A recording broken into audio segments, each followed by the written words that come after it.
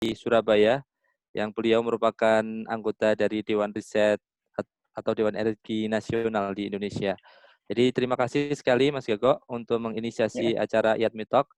Dan IATMI Talk ini insya Allah kedepannya juga akan dibikin rutin, mengingat kondisi saat ini tampaknya yang paling visible untuk dilakukan yaitu melalui webinar ataupun secara online kita akan mengadakan IATMI Talk dari berbagai macam aspek yang terkait dengan oil and gas industry. So, untuk lebih menyingkat acara, sebenarnya kita sudah menyusun acaranya. Yang pertama tadi prelude atau introduction dari Mas Gago selaku inisiator dan juga pengurus IATMI. Kemudian selanjutnya yaitu pengantar singkat dari Mas Bagus. Silakan Beli Bagus untuk menyampaikan sepatah, dua patah, tiga patah, dan berapa patah. Silakan Mas Bagus. Ya, terima kasih atas waktunya untuk dari Mas Tias. Assalamualaikum warahmatullahi wabarakatuh. Selamat malam dan salam sejahtera kepada rekan-rekan IATMI Saudi Arabia khususnya dan IATMI Worldwide yang bisa hadir di hari ini. Senang rasanya atas berkat rahmat Tuhan Yang Maha Esa kita bisa duduk bersama meskipun di berbagai tempat beda geografis, tapi dalam satu wacana di sini. Semoga hal ini akan selalu berlanjut ke depannya.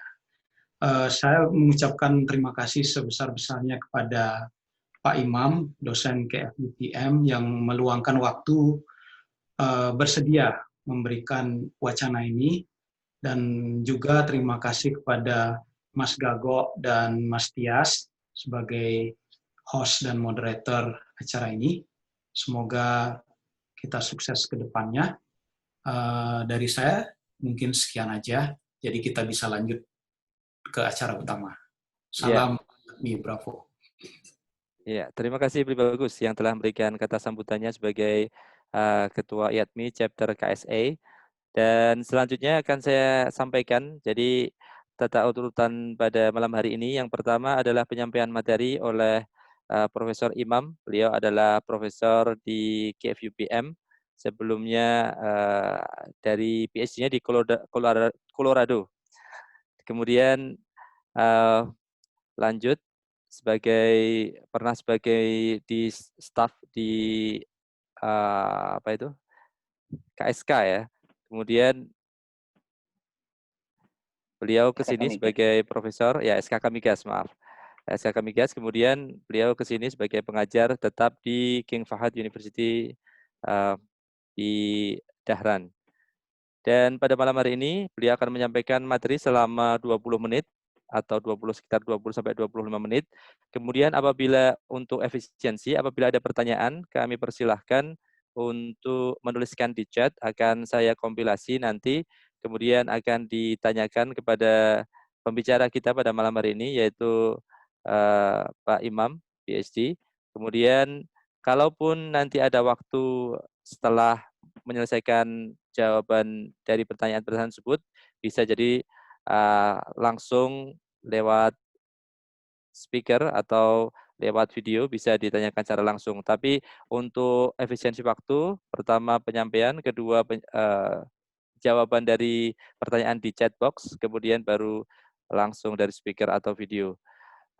Jadi malam hari ini kita akan membahas tentang implikasi atau saya baca di sini dampak COVID-19 dan resesi terhadap industri perminyakan. Nah, ini sekarang kita dalam masa anomali. Jadi di sini kita banyak sekali pasokan crude oil, sedangkan pasokan telur menghilang. Jadi ini nanti bisa dibahas apakah implikasi ke depannya bagaimana, apakah bisa long term atau short term saja. Saya kira itu aja sebagai awalan. Kami persilahkan Profesor Imam. Dan catatan yang lain bagi yang sudah datang, selain host dan juga pembicara, mohon untuk mute speakernya. Terima kasih. Maaf, apa itu? Mic-nya. Terima kasih. Silakan Pak Imam. Oke, terima kasih Mas Tias. Sebelumnya, Assalamualaikum warahmatullahi wabarakatuh. saya mau berterima kasih terhadap Yanmi yang sudah mau meluangkan waktunya untuk mengadakan sebuah Yanmi Talk.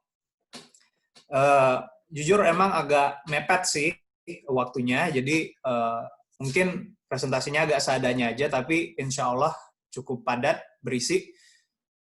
Dan sebelum saya mulai, saya mau berterima kasih kepada para pekerja medis di luar sana yang sampai sekarang masih di garda terdepan menjaga kita, dan bukan hanya yang sakit saja, tapi kita juga dijaga. Dan mereka yang bekerja di bidang listrik, karena alhamdulillah di sini, setidaknya di sini, listrik masih smooth, masih reliable. Mungkin kalau di tempat lain nggak tahu, cuma terima kasih sekali terhadap mereka yang bekerja di bidang kelistrikan, nggak hanya di sini, tapi juga di seluruh dunia. Oke, saya mulai dengan share PowerPoint-nya.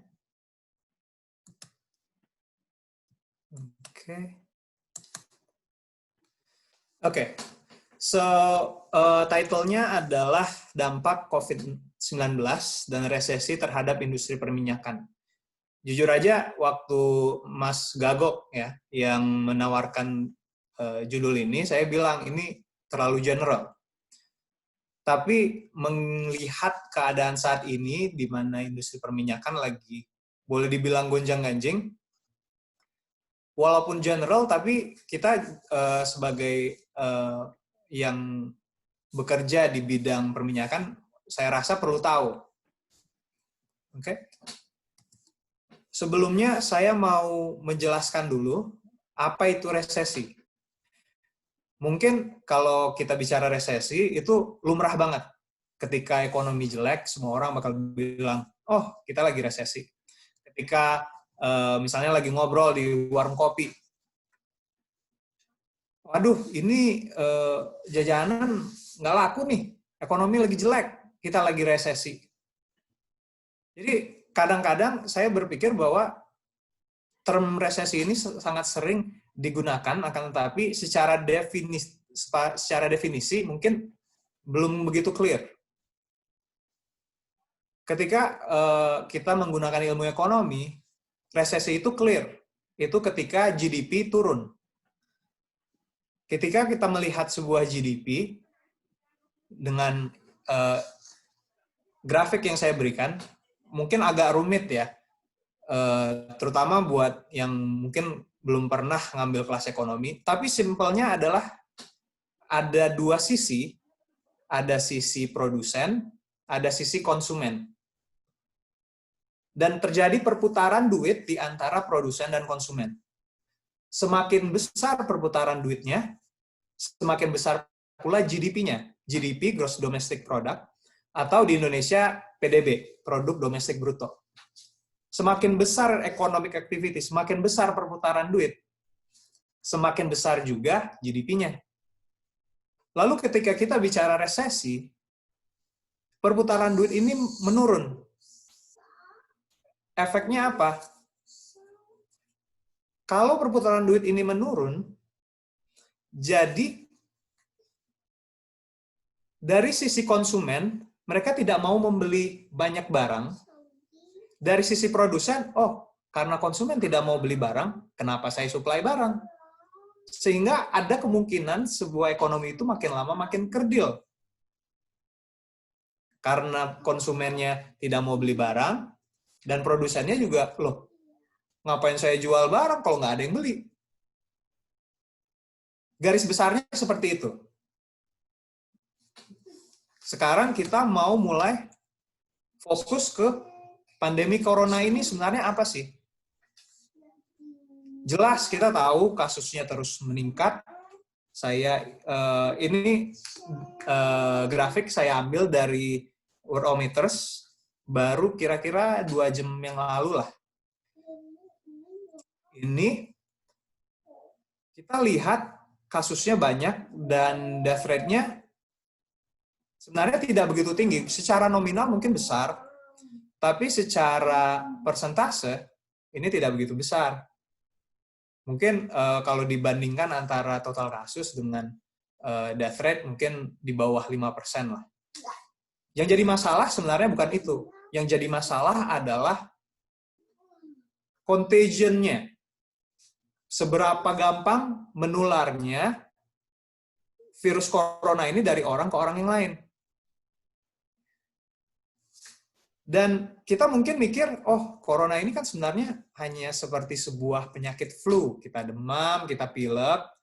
Ya kalau kita ada penyakit yang lebih parah, chronic disease kayak mungkin diabetes, hepatitis, kita ya bisa lewat. Cuma mungkin orang berpikir, oh sebenarnya nggak begitu masalah. Tapi begitu yang terkena virus corona ini begitu banyak, ini sudah di tahap berbahaya. Sehingga kalau kita lihat, oke, kita lihat dulu dari sisi konsumen mungkin. Oke, kita masih di lingkup resesi, kita masih membedakan antara produsen dan konsumen. Mungkin kita lihat dulu dari sisi konsumen. Ketika kita sakit, yang terjadi adalah kita tidak bisa kerja. Oh, berarti ini bukan efeknya konsumen dong, ini efeknya produsen. Ketika kita tidak bisa kerja, produktivitas sebuah perusahaan itu pasti turun. Karena ya banyak yang nggak kerja. Mungkin kalau 1 atau 2 orang, nggak masalah. Tapi ketika kasusnya sudah begitu besar, ini sangat banyak orang yang tidak bisa bekerja, tidak bisa produktif. Lalu, strategi yang diterapkan pemerintah adalah, ada 2, social distancing atau lockdown. Social distancing berarti ya untuk supaya penyebarannya tidak begitu hebat. Atau lockdown untuk upaya mengcontain virusnya ini. Jadi kalau kita lihat dari sisi produsen, mereka terpaksa yang namanya sakit, kita nggak bisa dong nyuruh dia tetap kerja. Tapi dengan adanya lockdown ataupun social distancing, yang berada di pihak konsumen, ya kalau kita tinggal di rumah saja, ataupun kita work from home, walaupun kita masih bisa kerja ya, kerja work from home, tapi perputaran duitnya kurang dong. Bayangkan, misalnya kita ke kantor nih, terus nanti mungkin ketemu klien, lunch bareng, terus sore balik.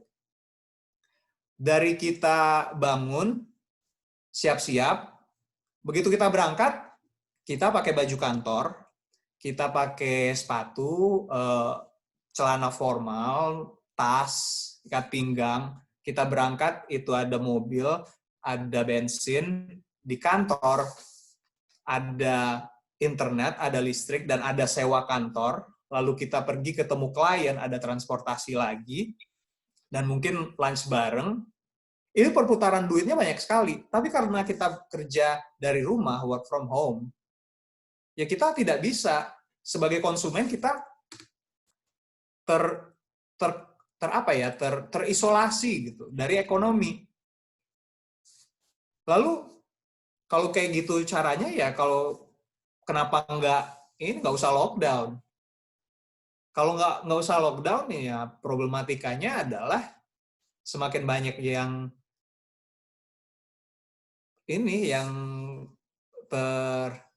terkontain, semakin banyak yang kemungkinan terinfeksi oleh virus corona. Ujung-ujungnya sama.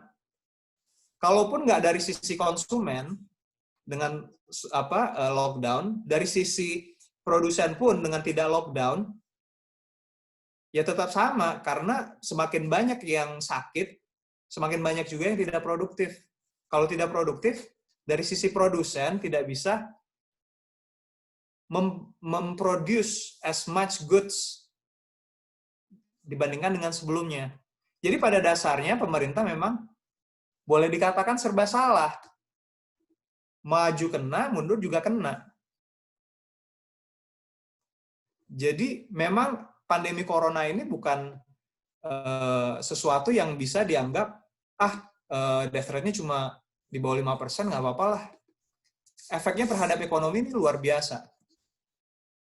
Kalau kita fokus ke sektor migas, mungkin kalau lihat graf ini, semua udah pada tahu lah ya, nggak perlu dijelasin lebih lanjut.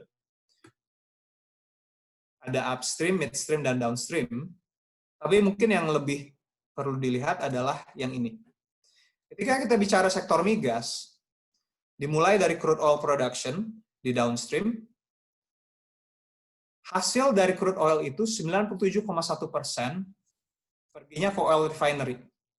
Ada yang dipakai langsung ke konsumen, ada yang dipakai ke industri lain, baik itu untuk listrik ataupun buat panas. Tapi 97,1% itu perginya ke refinery. Dari refinery akhirnya menjadi petroleum products. Dari petroleum products, 93,7% petroleum products itu pergi ke konsumen. Bisa dijabarkan berdasarkan sektornya. Dan jelas ketika kita bicara petroleum products, yang utama pasti tentang transportasi. Baik itu di gasoline atau diesel. Dan Amerika, gasoline consumption-nya itu adalah sekitar 50% global consumption. Dan unfortunately, Amerika sekarang adalah yang terkena paling parah ketika kita bicara corona.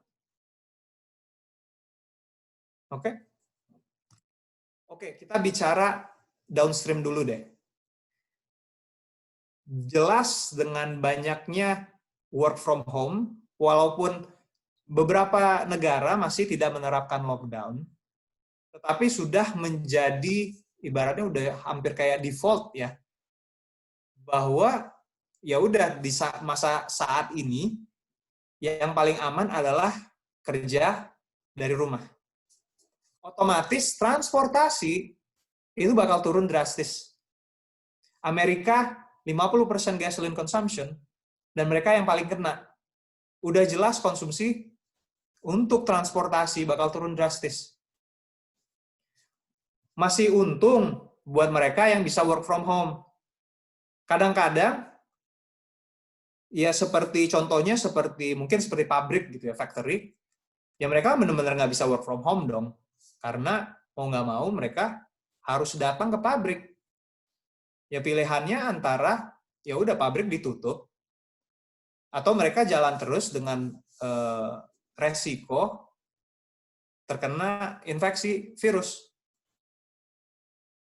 Dengan keadaan seperti ini, kita udah jelas, kita tahu pasti demand pasti turun.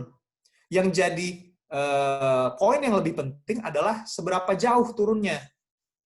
Kita udah tahu kalau kita bicara oil production dan oil consumption, angka keramatnya sekitar 100 million barrels per day. Itu kan angka keramatnya. Begitu demand turun karena banyak negara yang menerapkan lockdown, dan banyak juga work from home, ada berbagai macam prediksi dari beberapa institusi, ini macam-macam lah prediksinya. Tapi rata-rata menebak demand-nya turun ini antara 10 sampai 25 juta barel per hari. Jadi antara 10% sampai 25%. Oke? Jadi ini signifikan, sangat signifikan. Oke? Lalu kita bicara midstream, karena kita mau lihat dari upstream, midstream, dan downstream, ketika ada shock, ketika ada terjadi sesuatu, dimanapun, pasti akan terjadi propagasi. Dan ketika kita bicara resesi, dan terutama ketika kita bicara tentang corona, ini dari ujung hilir. Karena orang-orang sekarang work from home. Orang-orang lockdown. mau tidak mau, demand pasti menurun, dan ketika demand di downstream menurun, otomatis midstream juga harus turun. Karena nggak mungkin dong midstream mensupply lebih banyak dari demand. Dan ketika kita bicara midstream, ini kan refinery. Begitu kita bicara refinery, mungkin bapak-bapak yang lain lebih bisa lebih mengerti. Tapi sepengetahuan saya, oil refinery itu punya optimum yield. Jadi dia sudah punya settingan, inputnya segini, outputnya sekian, dengan masing-masing cabangnya. Jadi ketika demand turun, harusnya refinery nurunin juga dong produksinya. Tapi mereka terkendala karena mereka nggak bisa fleksibel. Karena oleh optimum yield. Kalau mereka ngerubah optimum yield-nya, cost-nya mereka pasti naik. Jadi otomatis profit-nya mereka turun. Itu juga kalau mereka bisa fleksibel ngerubah atau mengecilkan produksinya mereka. Bagi yang lain, bagi refinery kecil, mungkin ya udah lebih baik tutup. Karena mereka juga tidak bisa mengamankan market. Itu dari sisi refinery output. Ketika kita bicara input, ini kan berarti dari crude oil nih. Refinery perlu input crude oil untuk menghasilkan petroleum products. Yang terjadi sekarang adalah harga turun. Oke, kita bisa lihat kalau demand di konsumen menurun, otomatis demand di midstream menurun. Ketika demand-nya menurun, otomatis harga juga harus turun. Oke, harga turun di petroleum products, crude oil juga harusnya turun. Kalau kita lihat dari sisi refinery, oh ini bagus dong, input kita harganya turun. Walaupun output kita harganya turun. Tapi yang terjadi justru ketika harga crude oil turun, crude oil ini perginya bukan ke refinery. Crude oil ini akan perginya ke storage. Kenapa? Karena perbedaan antara harga di spot market dengan futures market atau forward market.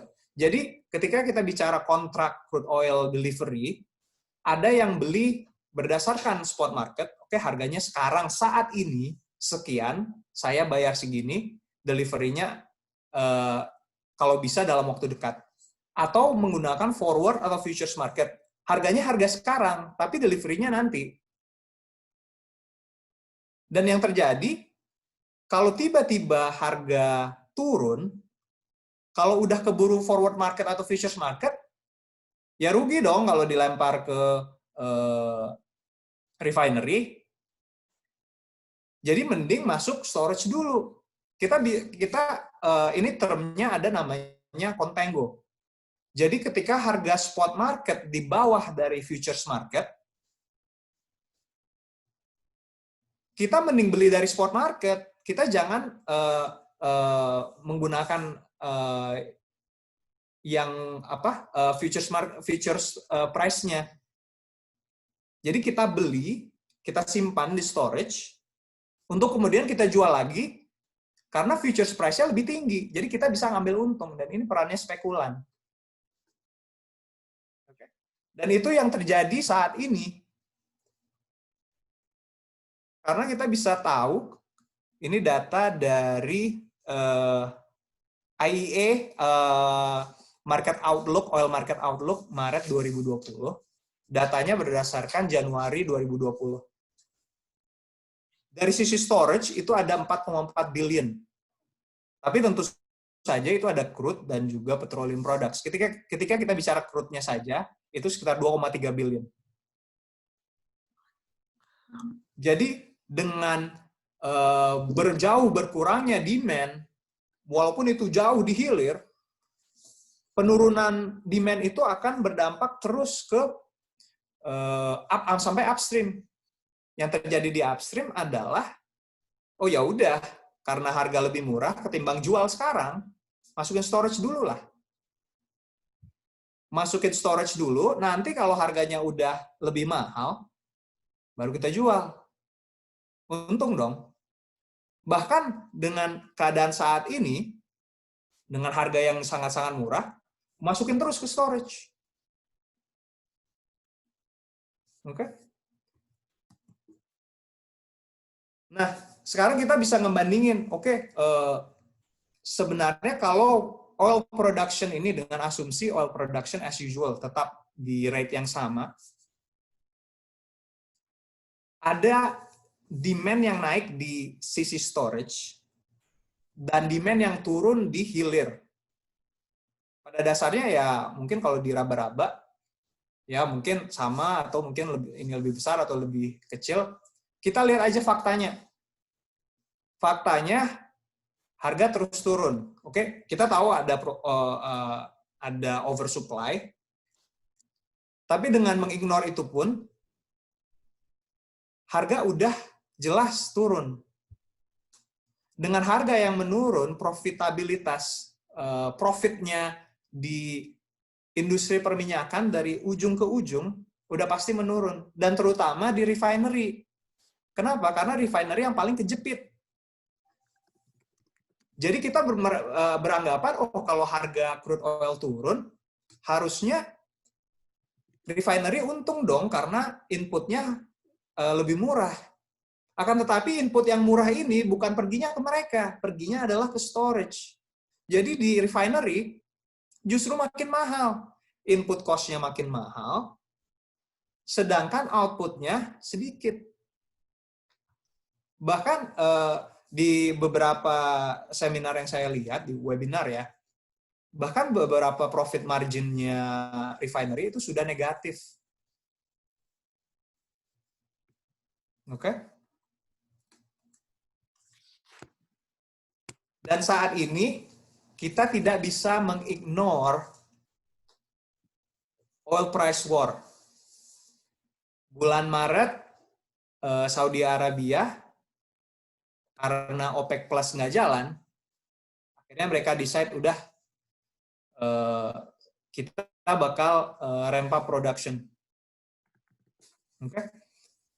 Bahkan mungkin beberapa minggu yang lalu, bahkan ada artikel yang bilang harganya bisa negatif. Kok harga bisa negatif? Lucu dong, masa kita capek-capek, nggak kita, mungkin bapak-bapak ya, bapak-bapak mengekstrak oil susah-susah, buat jualan bukan bapak yang beli yang bayar, bapak yang jual yang bayar. Tapi ini memang bisa terjadi. Kenapa? Ketika demand tidak ada, demand mengecil karena jalur masuknya kan ke refinery. Ya udah, jalur berikutnya adalah storage. Ketika storage terus-terus diisi sampai mendekati penuh, kata siapa menyimpan storage itu nggak ada biayanya? Ada. Setidaknya space.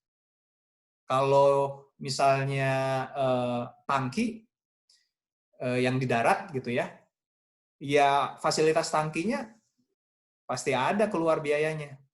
Ataupun disimpan di kapal tanker, tetap ada biayanya dong. Dan kalau sudah biaya untuk menyimpan crude oil yang baru diproduksi, itu lebih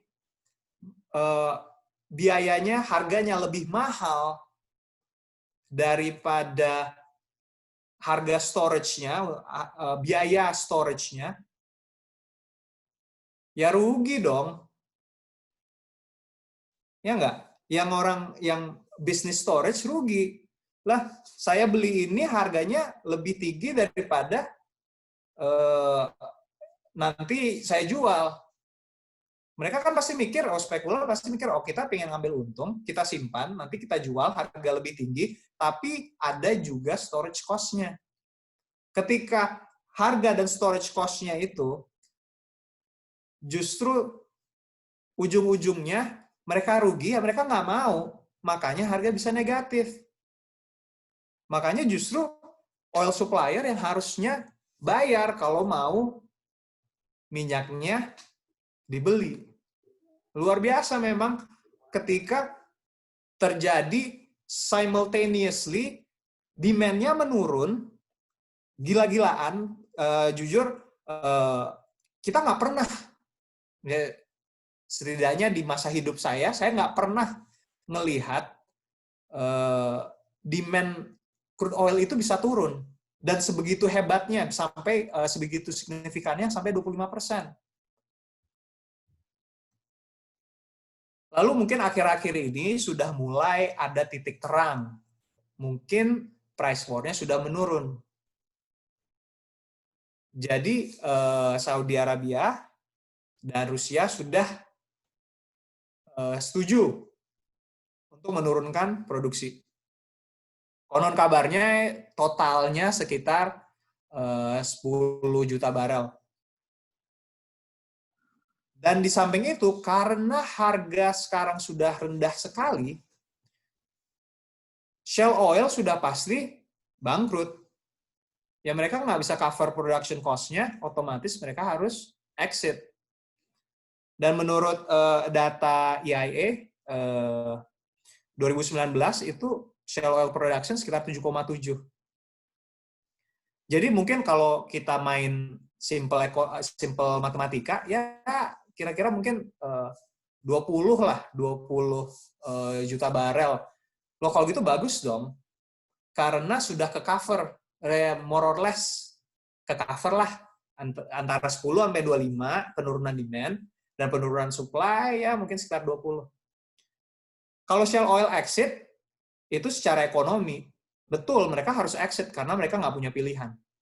Tapi Arab Saudi dan Rusia, mereka masih punya pilihan. Kenapa? Kalau misalnya, ibaratnya saya Arab Saudi, bapak-bapak Rusia, hey, yuk kita turunin yuk produksinya. Begitu bapak turunin, ternyata saya nggak turunin, produksi menurun, harga harusnya naik dong. Tapi saya nggak nurunin nih. Jadi saya justru meningkatkan market share saya dengan harga yang lebih tinggi. Untung dong. Jadi selalu ada insentif untuk tidak ikut production cut. Dan di samping itu pun masih ada problem dengan storage. Kenapa?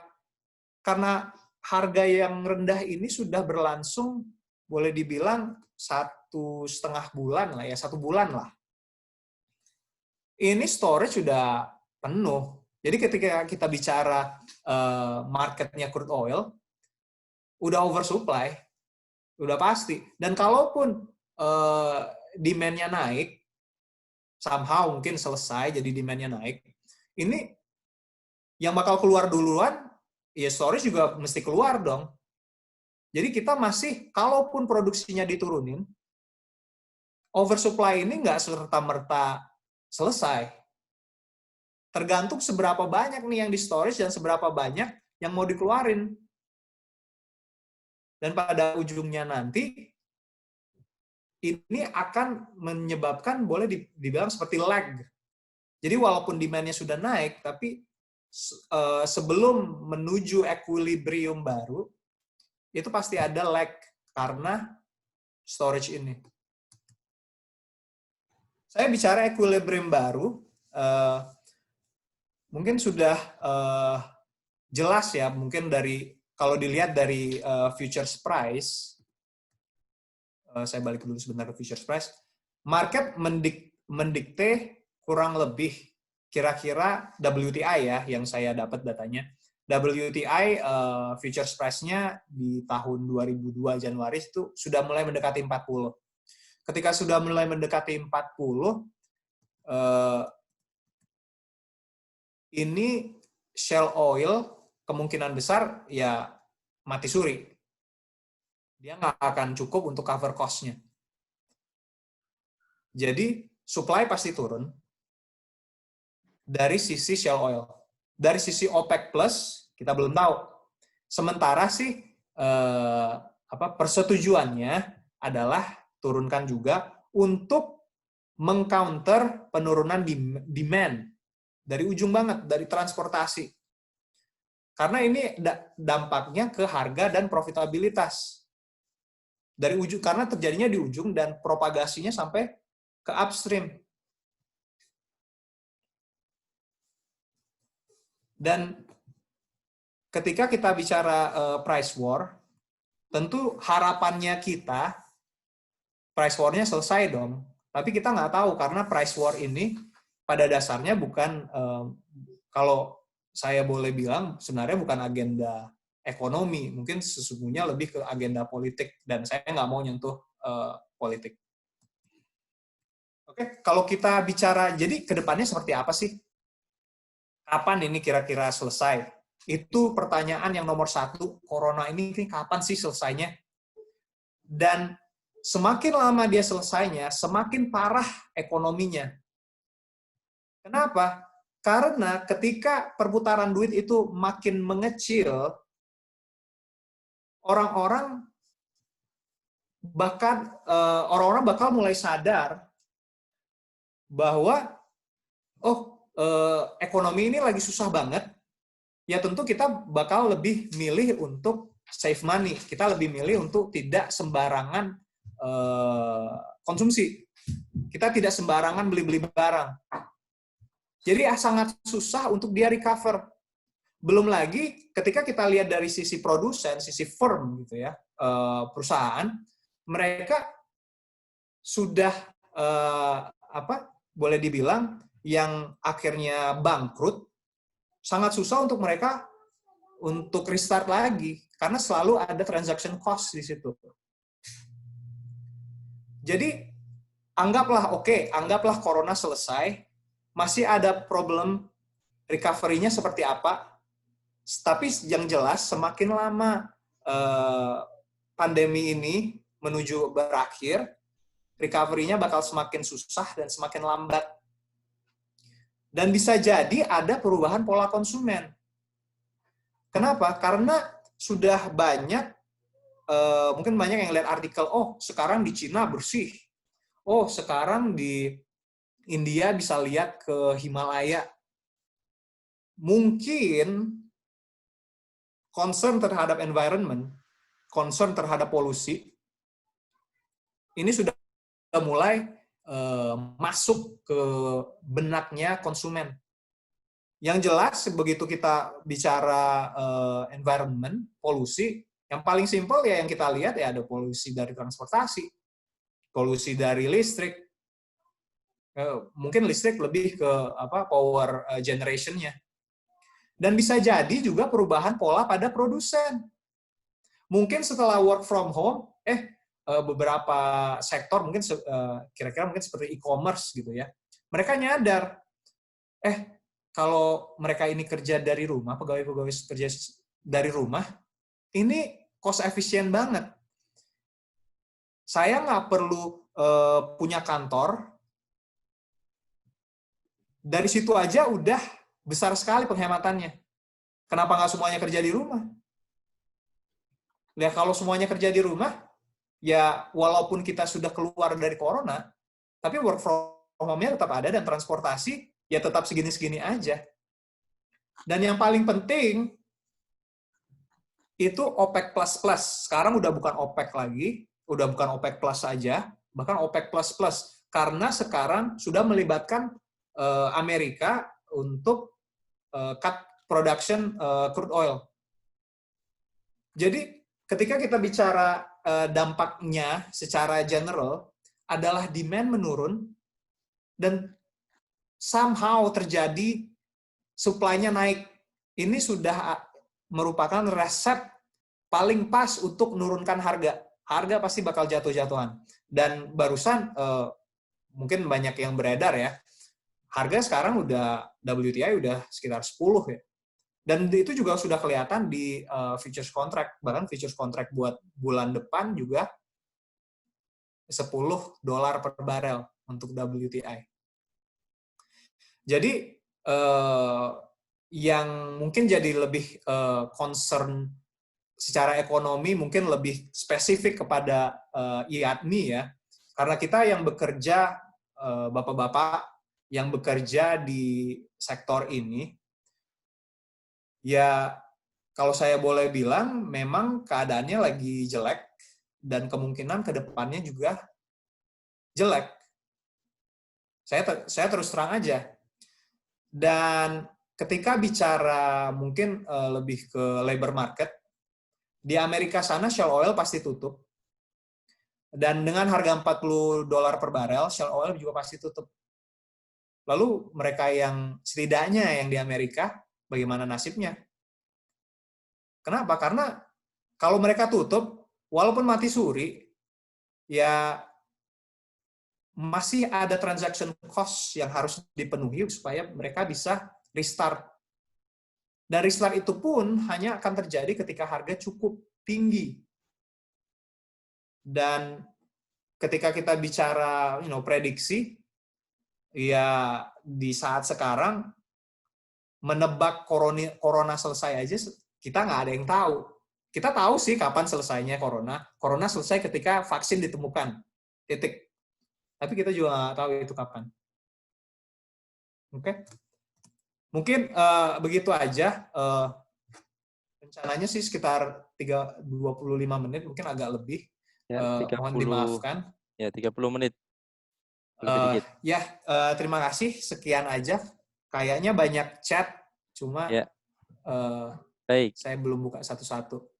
Ya, jadi sembari Profesor Imam untuk membuka chat, untuk lebih mudahnya bahwa sampai saat ini ada sekitar 15, tapi yang 15 itu ada pertanyaan yang berkaitan. Jadi untuk mudahnya jangan dibaca pertanyaan atau tulisan sebelum 8:28, karena sebelumnya adalah fansnya Mas Gentur yang say hi sama Mas Gentur. Jadi bukan Gentur yang di Saudi nih, Mas. Iya, tapi ini Gentur Adnok itu Adnok atau Endok saya nggak tahu. Tapi saya kenalnya Gentur tukang foto di KSA ini. Juragan foto di sini. Jadi Profesor Imam. Saya, Mas. Oh, jadi silakan Profesor Imam untuk membaca dari poin dari pertanyaan dari Pak Sony. Oh, ini ternyata Mas Gentur Adnok ya. Saya kira dibacain aja kali Mas pertanyaannya nggak? Baik. Untuk lebih mudahnya ini dari Pak Sony, karena sebelumnya juga ada ini pertama dulu ya. Apa asumsi yang dipakai CME untuk future price West Texas ya intermediate yang increase mulai dari Mei dan stabil di $35? Itu yang pertama. Gimana Mas? Langsung aja tuh gampang tuh. Ya. Itu bukan asumsi, itu berdasarkan market. Jadi semua kontrak futures price untuk delivery sesuai dengan tanggal-tanggal tersebut, dilihat harganya, dan harganya stabil di situ. Jadi itu berdasarkan market reaction, bukan asumsi. Jadi itu adalah transaksi antara spekulan dan yang benar-benar mau mengamankan supply chain crude oil. Ya, itu yang pertama. Kemudian yang kedua ini tentang alur regulasi untuk penimbunan. Apakah kalau nimbun itu untuk yang skala besar ada konsekuensi legalnya? Yang tentang storage ya, tadi saya bagi storage itu ada yang dikontrol pemerintah. Itu dikontrol pemerintah sekitar 35-40% lah. Sisanya itu dikontrol oleh industri. Jadi memang industri bisa nimbun tergantung regulasi di masing-masing negara.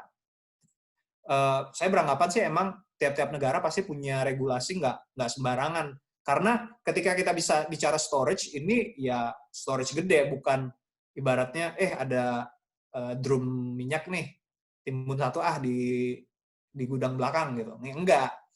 Tapi ketika kita ngomongnya nimbun, ya kalau mereka bisa beli, ya memang regulasinya membolehkan mereka. Kalau rakyat kecil nimbun, kalau memang ada regulasi, memang harusnya kita minta permitnya dulu ya. Kita kan citizen yang beradab dan selalu sesuai dengan legal, sesuai dengan hukum. Ya, Baik, terima kasih. Untuk pertanyaan selanjutnya masih berkaitan dengan storage, karena ada beberapa pertanyaan yang sama dari Mas Sigit, Mas Edo Safron, kemudian juga terkait dengan Mas Gentur dari Adnok ya. Maaf ya Mas Gentur ya, saya kira Mas Gentur tukang foto di tempat kami. Gak apa-apa. Ya, Silakan Prof. ini pertanyaan yang sebenarnya jawabnya agak susah. Kenapa? Karena kita beranggapan, oke, kalau storage itu kan, kalau kita bicara skala besar dan yang di onshore dan di offshore itu melalui kapal tanker, tentu ada kapasitas maksimumnya dong. Tetapi ketika selisih harga spot market dengan forward atau futures price-nya itu makin gede, jadi bukan futures price-nya yang naik, spot market-nya yang turun, berarti ada gap lebih tinggi untuk cover cost of storage. Jadi bukan nggak mungkin, ya udah kita punya ibaratnya punya misalnya punya storage tangki besar gitu ya. Ya udah karena kita punya permit, kenapa nggak ya itu tadi yang bawa drum-drum itu tapi taruhnya tetap di sekitar situ gitu. Ya kita kan legally boleh beli, misalnya kita boleh beli, kita legally boleh beli, dan kalau emang nyimpannya dalam drum-drum saja, drum-drum minyak ya, ketika bisa untung, ketika ada duit yang bisa diraih di situ, kenapa enggak? Apakah ada yang lebih besar storage capacity-nya selain USA atau misal di Asia itu? Sementara sih kalau baca-baca artikel, rata-rata storage itu sebenarnya tujuannya bukan untuk sebagian negara ya, bukan untuk menstabilitaskan harga, bukan juga untuk cari untung, terutama untuk government ya. Mereka concern-nya lebih ke ketahanan energi. Mereka mau make sure, oh kalau misalnya tiba-tiba putus atau perang, berapa lama mereka bisa bertahan. Jadi alasan utamanya untuk itu. Tapi ketika kita bicara kapasitas maksimum, kayaknya itu agak-agak confidential, tapi yang jelas yang beredar di luar sana adalah kapasitas sudah hampir penuh. Itu kenapa ada isu bahwa harga bisa jadi negatif. Itu adalah indikator bahwa storage yang di luar sana, setidaknya yang industri, itu sudah mulai penuh. Baik, Kira-kira begitu. Saya kira pertanyaan storage sudah kita cukupkan sementara ini. Kemudian ini ada pertanyaan dari konsultan Sunda Empire kayaknya nih, Indra Buwana. Tentang pertanyaannya lokal sekali, BBM di Indonesia akan turun. Ini apa harganya akan turun ini? Prediksinya gimana sebagai orang yang pernah di SKK? Kalau kita bicara Indonesia, at the end of the day, harga itu tergantung regulasi, tergantung pemerintah. Walaupun katanya, ya, kalaupun bukan yang bersubsidi ya, kalau kita bicara Pertamax plus Pertamax, apa satu lagi Pertamax Dex, pokoknya banyak lah. Pertamax itu, memang at the end of the day itu tergantung pemerintah, tapi harus dengan persetujuan pemerintah. Jadi kita nggak bisa bilang, oh harga minyak di luar turun, kenapa Pertamina nggak nurunin harga juga? Kita juga nggak bisa bilang kayak gitu. Karena bisa jadi Pertamina mungkin mereka impornya dengan future contract atau forward contract, otomatis itu dengan harga yang kemarin, belum di harga sekarang. Dan kalaupun mereka mau nurunin juga, at the end of the day harus dengan persetujuan pemerintah. Ya harusnya pemerintah setuju dong kalau Pertamina mau nurunin. Kecuali Pertaminanya yang nggak mau dong, biar aja harga mahal, biar ada duit. Ya, seterusnya terkait dengan price ya, oil price. Terkait oil price yang rendah ini semakin lama semakin turun. Ini kira-kira sampai kapan dan sampai serendah apa? Kemudian ada pertanyaan terkait dengan implikasinya sebagai orang atau profesional di oil and gas. Itu kira-kira gimana? Adakah pemotongan atau potongan salary atau pemotongan karyawan atau layoff seperti itu? Mungkin price-nya dulu, long term atau enggak, kemudian implikasi kepada para pekerja profesional. Kira-kira gimana, Mas? Kalau kita bicara price, ini saya selalu kalau yang namanya forecast oil price itu orang yang ekonomis ya, ekonom yang bekerja di bidang energi rata-rata nggak mau. Kenapa? Karena udah pasti salah. Ketika kita bicara forecast oil price udah pasti salah. Kenapa? Karena sensitif banget. Kita berpikir dengan situasi saat ini, tapi besok bisa berubah. Dan kalau ditanya seberapa rendah, ya tergantung market behavior, dan saya jujur aja saya nggak bisa nebak. Yang jelas nomor satu, ketika kita bicara price, pedoman yang paling bagus itu adalah futures price, karena itu adalah yang market yang gerakin, itu adalah harga yang dipercaya oleh market. Dan itu pun juga bisa berubah-berubah. Saya terakhir ngecek futures price itu tadi mungkin 2-3 jam yang lalu. Sebelumnya saya ngecek sekitar mungkin 5-6 hari yang lalu. Nggak kayak gitu. Nggak ada tuh sampai 10. Harganya langsung mentok di 30 dan langsung naik, bahkan lebih dari 40. Sekarang udah beda lagi. Jadi kita nggak bisa, sangat susah untuk menebak. Yang jelas, yang paling penting, yang poin paling utama, kita sudah tahu demand sudah pasti turun. Dan ketika kita bicara demand, ini semua tergantung sama kapan corona berakhir. Ketika kita bicara supply, ini semua tergantung sama OPEC++, mereka maunya ngapain. Jadi mereka lah yang menentukan, jadi nasib oil and gas industry ini ada di tangan OPEC++ dan di tangannya corona. Kurang lebih mungkin itu. Terus Kalau implikasi kepada profesionalnya di bisnis kalau ini. Implikasi terhadap profesional ketika kita bicara labor ya, employment, ujung-ujungnya pasti tergantung kepada produktivitas kita masing-masing. Kenapa? Kita digaji untuk kontribusi kita semacam apa, produktivitas apa yang bisa kita hasilkan. Untuk bapak-bapak sekalian, yang bapak-bapak hasilkan adalah crude oil. Dan value-nya crude oil itu saat ini rendah, karena harganya rendah. Jadi, sebagus apapun produktivitas bapak-bapak, karena harganya rendah, ya memang susah untuk mendorong supaya kontribusi ini dihitung dari output yang dihasilkan dan value-nya emang susah untuk tinggi. Jadi menurut saya ya kalau bicara pay cut atau layoff itu ya at the end of the day tergantung kebijakan perusahaan masing-masing. Kenapa? Karena kadang-kadang walaupun sudah jelas mereka merugi, tapi kadang-kadang ya ada perusahaan yang mungkin susah karena regulasi.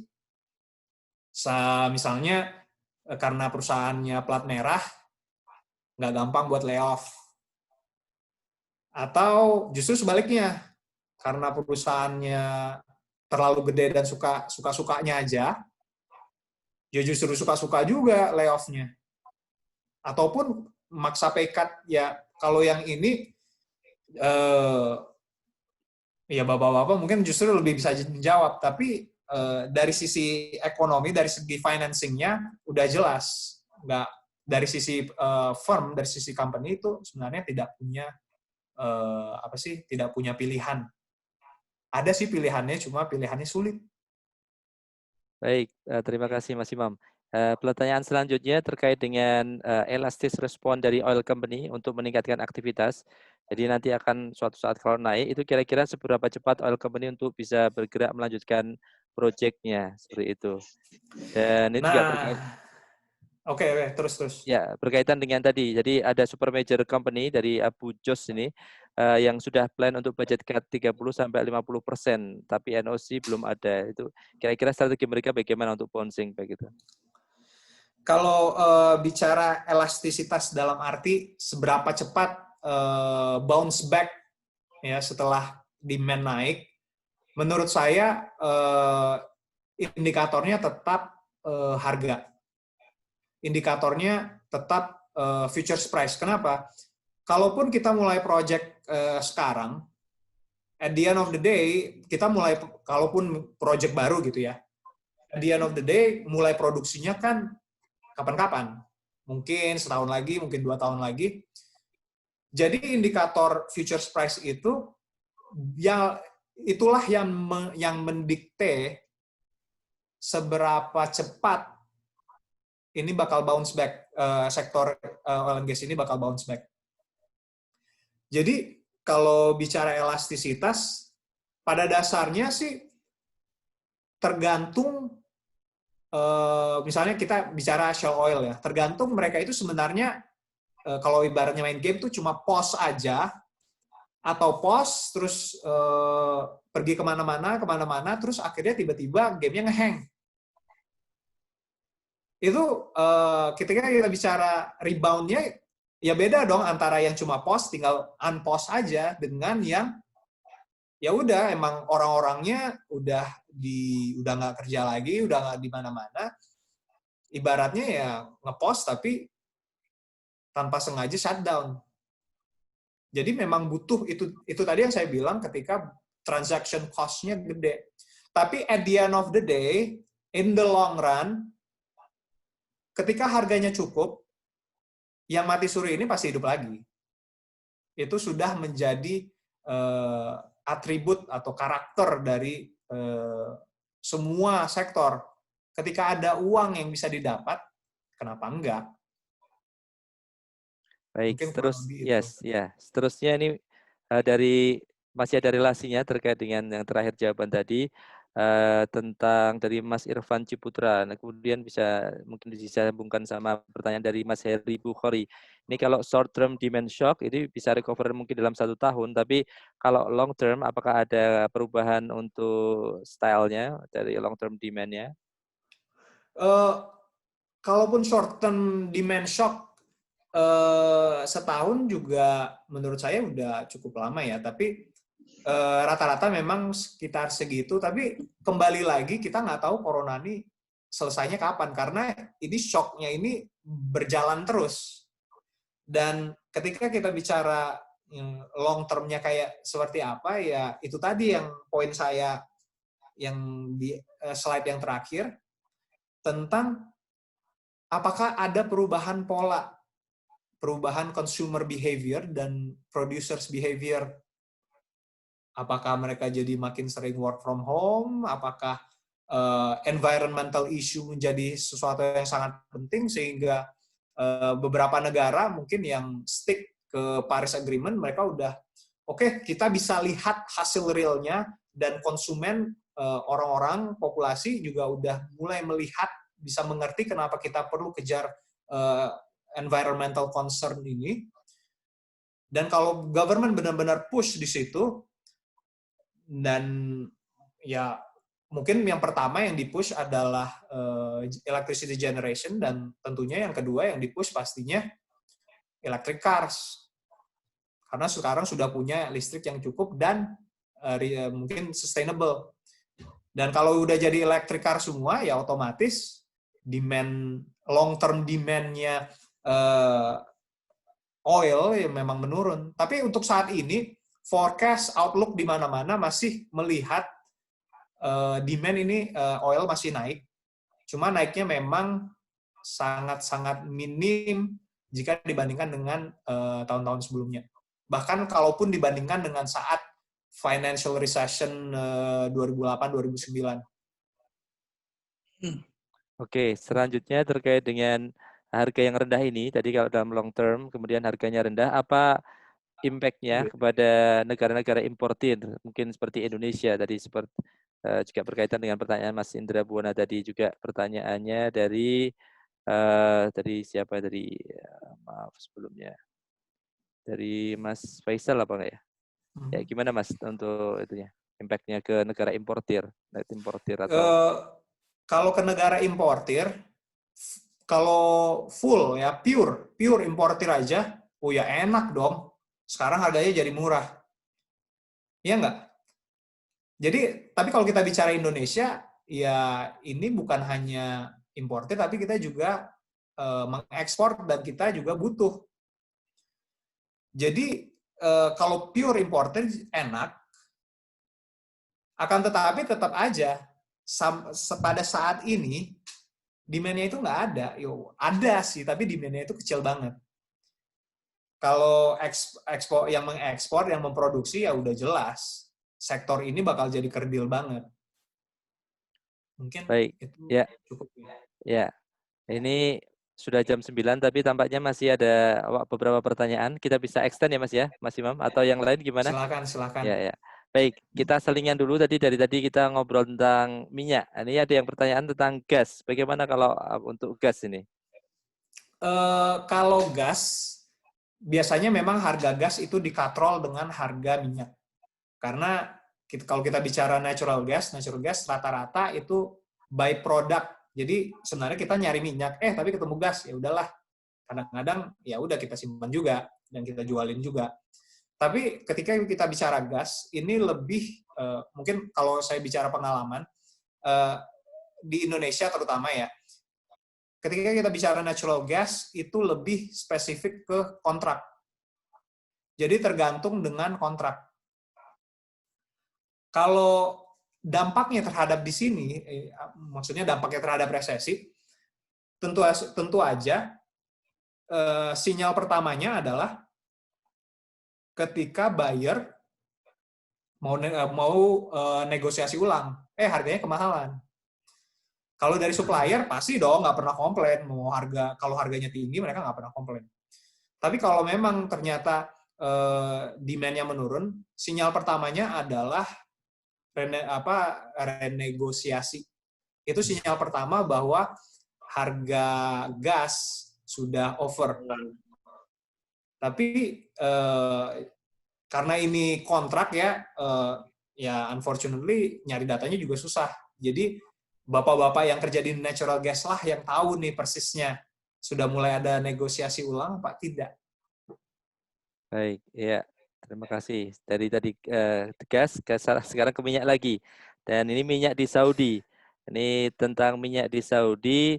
Jadi kalau Brent crude saat ini turun sekitar 66%, kemudian WTI turun 84%.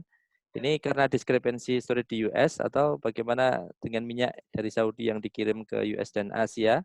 Itu yang pertama. Terus kemudian minyak Saudi itu lebih dekat dengan harga future Brent atau WTI? Kalau Saudi itu lebih mengacu kepada Brent. Tapi berdasarkan artikel yang dibaca kira-kira minggu lalu atau 2 minggu lalu ya, kalau Saudi tetap ngirim, mereka mau cut production, tapi mereka tetap kasih diskon ke Asia. Pasarnya Asia ini pasarnya WTI. Jadi kalau Saudi tetap kirim barang diskon ke pasarnya WTI, ya jelas aja dong kalau harganya WTI ancur-ancuran. Kalau walaupun mereka bilangnya ya kita cut production kok, ya walaupun cut production tapi harganya diturunin ya barang diskon bang, ya pasti banyak yang beli lah. Tapi harusnya banyak yang beli, akan tetapi yang beli nggak ada. Ya akhirnya ujung-ujungnya cuma menurunkan harga pasar. Jadi kalau harga Brent berbeda dan harga WTI berbeda, ya pada saat ini walaupun biasanya nggak lumrah, tapi pada saat ini lumrah karena kebijakan-kebijakan yang memang justru memancing itu gitu. Ya. Oke, saya nggak mau ngomong politik nih. Baik, tadi terkait tentang apa itu, jadi output cut ya. Ini ada pertanyaan dari Mas Andi Salahuddin dari UAE tentang output cut. Jadi masing-masing negara sekarang yang tadi di OPEC Plus tadi kemudian komitmen untuk menurunkan, tapi tampaknya pasar belum bereaksi, masih ada lag time-nya. Ini seberapa besar cut yang harus dicapai ini? Kalau simple matematikanya ya apapun reduction di demand, ya itulah yang harus di-cut di produksi. Kalau di demand-nya sekitar 25 juta barel, ya 25 juta barel itu yang harus di-cut. Masalahnya, ini kan dinamis. Kita sudah sebulan lebih menghadapi saat di mana harga itu murah banget dan storage ini udah penuh. Jadi pada dasarnya mau di-cut kayak gimana pun pasti oversupply. Kecuali tiba-tiba semuanya ya udah semuanya betul-betul stop produksi, oke, oil and gas sama sekali pause. Pastiin storage-nya dulu keluar. Dan lihat, di angka tadi, storage di Januari 2020 itu ada 4 billion, 4,6, 4,6, 4,4, 4,5 lah, 4,5 billion. Ya lama juga mau ngeluarin dari situ doang. Dan yang punya storage itu rata-rata adalah negara konsumer, negara importir. Lah, emang mau negara-negara eksporter ngasih ya udah kalian aja deh yang jualan, kalian yang dapat duit, yang nggak mau dong. Jadi memang skemanya ya itu tadi susah. Makanya saat ini bukan hanya OPEC plus untuk menyelamatkan oil and gas sektor ini, tapi OPEC plus plus. Karena kita juga mau konsumennya juga ikut.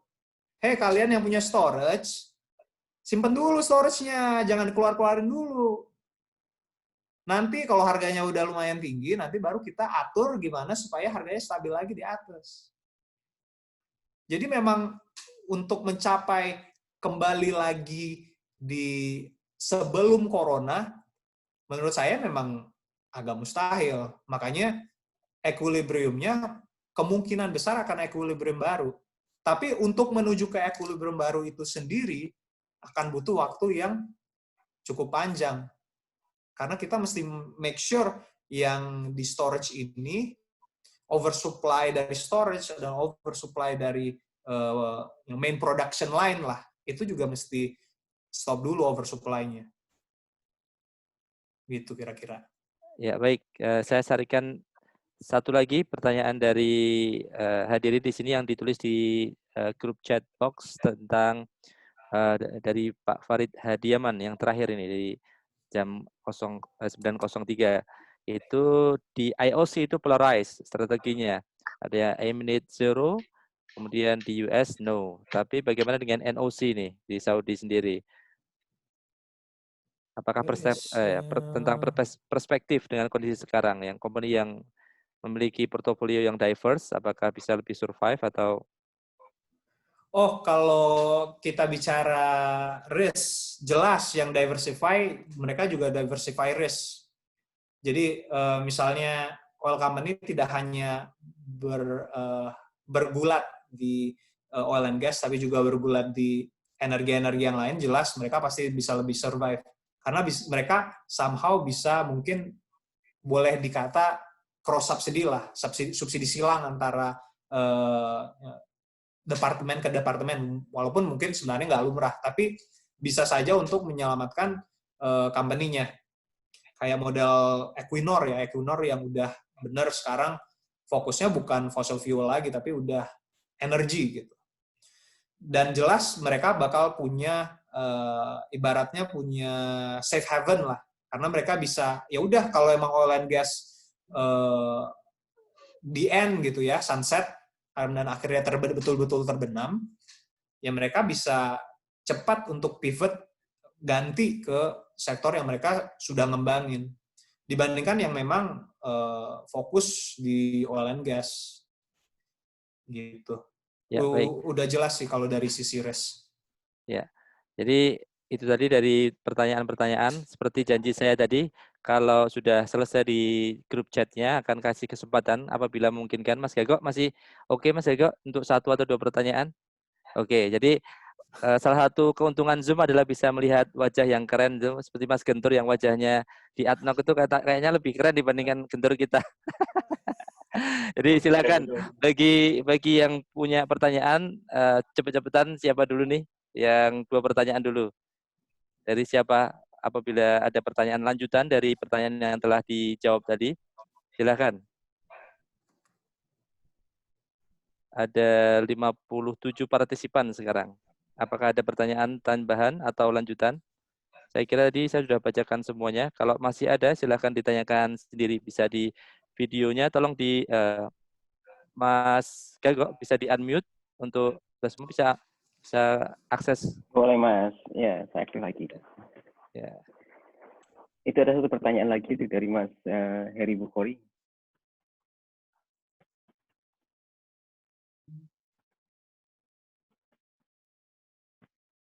Maaf, NOC itu bukan ke Mas Imam. Ini gimana maksudnya Mas Heri Bukhari?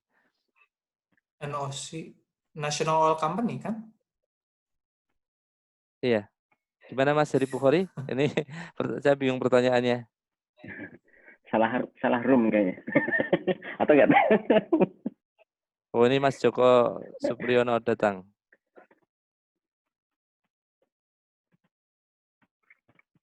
Apakah Mas, ada pertanyaan? boleh, Mas? Boleh, Ya, boleh nanya perdana nih. Ya. Itu kalau storage sudah penuh, apakah bisa misalnya oil tadi di store ke yang derivatif lain, misalnya kayak bukan di store, jadi kayak ditaruh di refinery langsung, daripada ke storage tapi langsung ke refinery langsung, tapi dari di refinery sendiri di convert ke produk yang lain gitu, untuk menyelamatkan harga supaya nggak jatuh-jatuh banget. Kan spekulan yang main ini kan. Kenapa dia jatuh? Karena dia spekulan yang main di storage. Jadi apakah di refinery sebagai hilirnya itu bisa men-store oil itu dalam bentuk either dia crude atau bentuk misalnya derivatif chemical. Saya nggak tahu, mungkin plastik atau apa gitu. Ya, kalau storage memang sebenarnya ada di slide saya tadi, storage itu bukan hanya crude oil. Ada petroleum products juga yang disimpan. Akan tetapi kalau kita bicara petroleum products, marketnya stabil.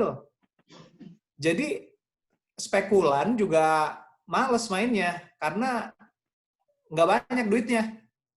Kenapa mesti main di duit yang kecil? Kalau ada tempat satu lagi yang duitnya kenceng.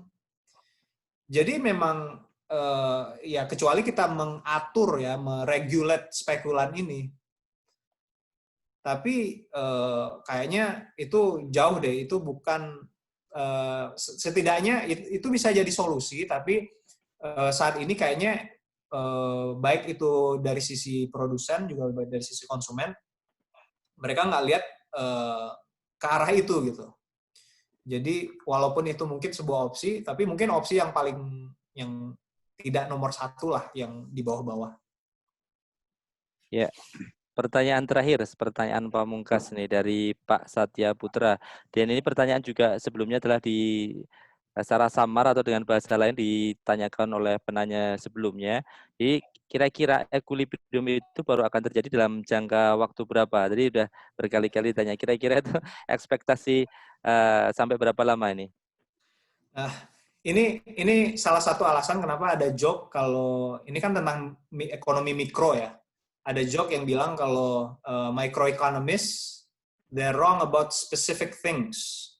Kalau macroeconomists wrong about things in general. Intinya kita selalu salah. Dan di ekonomi, karena itu ekspertis saya nggak bisa jawab jangka waktu berapa lama. Yang jelas, step by step-nya, pertama, coronavirus harus selesai. Karena kita tahu coronavirus ini bukan equilibrium. Nggak mungkin dong kita equilibrium-nya adalah kita hidup bersama corona. Oke? Bisa aja sih mungkin dengan herd immunity, yang sekarang udah mulai banyak dibahas, tapi tetap aja kita nggak bisa menganggap corona ini menjadi ibaratnya kayak flu sekarang gitu, karena death rate-nya ya untuk ukuran flu lumayan. Dan kalau mau main tebak-tebakan berapa bulan, berapa tahun, ya saya selalu mengacu ke ini tadi, ke futures price. Kelihatannya dalam waktu 1 tahun, dalam kondisi saat ini ya, dengan prediksi apapun prediksi di market tentang berakhirnya corona, prediksinya adalah setahun buat bounce back ke equilibrium yang mungkin sekitar 35-36.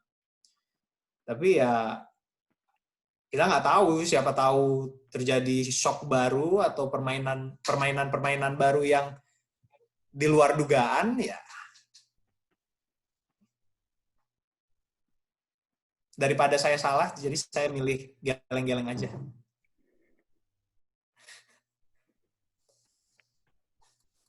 Oh, Mas Tias, unmute. Nah, terima kasih atas jawabannya. Jadi saya kira nanti seperti yang Mas Gagok bilang, ini sudah di-record, kemudian apabila para peserta yang telah datang namun terlewat sesi sebelumnya bisa di-replay ulang. Insya Allah nanti akan di-share ya linknya Mas Gagok. Oke, Mas Gagok? Ya. Ya. Ya, nanti saya akan share dan nanti akan saya email share foldernya ke masing-masing yang sudah register di mana di Meet Talk kali ini. Ya, nanti akan saya share juga di grup WhatsApp kita. Iya. Baik, terima kasih untuk para hadirin dan pembicara. Seperti dijanji di awal bahwa akan ada hadiah untuk pertanyaan terbaik, tapi tampaknya pertanyaannya baik-baik semua. Saya susah untuk jawabnya. Jadi baik, door prize berupa 3 biji telur akan diberikan kepada pertanyaan yang pertama, yaitu pertanyaannya Pak Sony. Selamat Pak Sony mendapatkan 3 biji telur. Ini telur yang sangat langka. Jadi lebih langka daripada WTI atau daripada brand. Jadi selamat sekali lagi untuk Pak Sony, bisa dibuat rendang atau dibikin balado yang pedas. Dan terima kasih sekali kepada para hadirin semuanya. Untuk IAT Meet Talk berikutnya akan membahas sesuatu yang up to date atau sesuatu yang hangat di kalangan profesional oil and gas. Dan semoga bisa ikut juga. Mas Gagok akan memberikan publikasi apabila siap. Terima kasih semuanya. Dan banyak sekali yang menuliskan pujian. Terima kasih Mas Imam, good talk. Terima kasih Beli Bagus dan kawan-kawan. Ya, terima kasih kembali. Dari saya terima kasih. Saya kembalikan ke Mas Gagok. Apapun kalau ada kurangnya mohon maaf. Kalau ada lebihnya tolong dikembalikan ke saya. Terima kasih. Terima kasih. Oke Mas, itu aja. Saya tidak ada talk lagi dan untuk ini recording akan saya stop dan nanti akan sesuai dengan saya akan saya share ke semua teman-teman nantinya. Itu saja. Terima kasih banyak. Assalamualaikum warahmatullahi wabarakatuh. Waalaikumsalam. Terima kasih semuanya. Terima kasih semuanya.